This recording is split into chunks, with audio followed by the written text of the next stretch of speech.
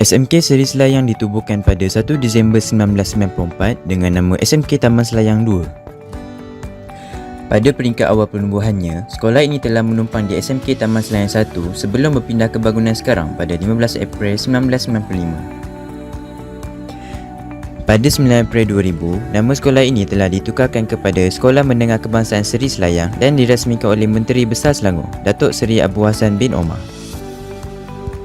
SMK Seri Selayang menyediakan peluang pembelajaran aliran perdana, program vokasional menengah atas PVMA dan program pendidikan khas integrasi PPKI.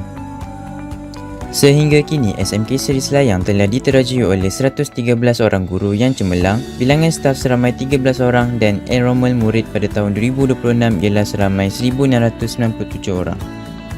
SMK Seri Selayang terletak di Jalan Sungai Tua, Taman Seri Selayang 68100 Batu Cave, Selangor.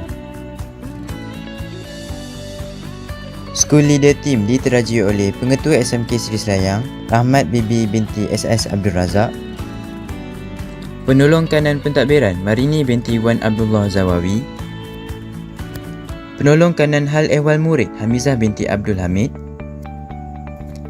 Penolong Kanan Co-Curriculum Rozana binti Abdul Rahman, Penolong Kanan Petang Mariati binti Malik,